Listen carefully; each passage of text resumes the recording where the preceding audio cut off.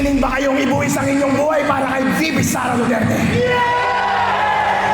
Dahil ako, willing akong ibuwis ang aking buhay. Gusto ko ang marinig ang sagot sa inyo. Handa ba kayo sa isang revolusyon? Handa ba kayong ibuwis ang inyong buhay para kay VP Sara Duterte? Ito ang bahagi na naging talumpati ni Reyna Mercedes Isabela Vice Mayor Atty. Jerryl Harold Respicio sa dinaluhan nitong pagtitipon. Ini-upload ang naturang video sa mga social media account ni Vice Mayor Respicio noong May 19.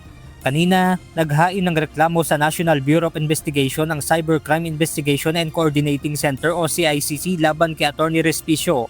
Reklamong inciting to sedition at inciting to rebellion in relation to Cybercrime Prevention Act. Ayon kay CICC Executive Director Undersecretary Renato Aboy Paraiso, hindi nararapat gamitin ang social media para manghikayat ng pag-aaklas laban sa pamahalaan.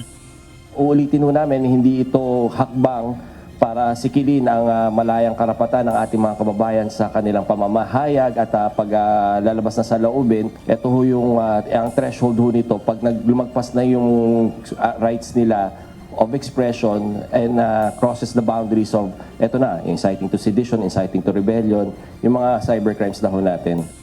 Matapos matanggap ang reklamo, ipatatawag naman ng NBI si Atty. Respicio upang hingin ang kanyang panig.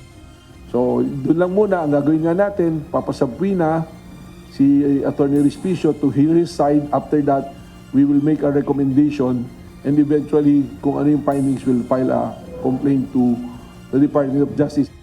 Babala ng mga otoridad, maging babala na rin nila ito para sa sino mang nagnanais manawagan ng paglaban sa pamahalaan. Ayon sa NBI Director, hindi anya nararapat na ituring itong biro lalo na kung makakaapekto ito sa national security. Hindi po depensa yung biro. The elements are there. Nagkaroon ng pagpupulong, nanawagan siya. Hindi naman po importante na yung respond na hindi ano, pero yung papanawagan, doon po papasok na yung kaso. Dagdag pa ng CICC at NBI, posible rin na magsampa sila ng disbarment case laban sa naturang abogado.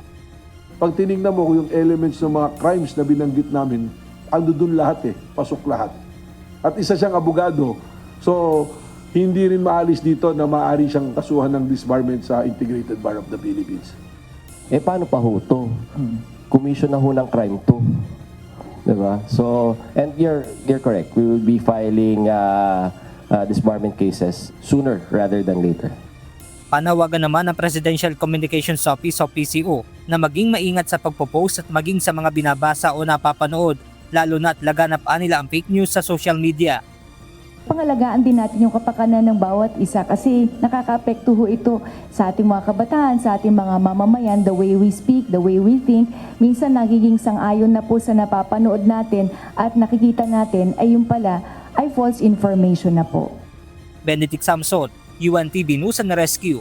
Diyos ang aming sandigan, serbisyo publiko ang aming pinahahalagahan.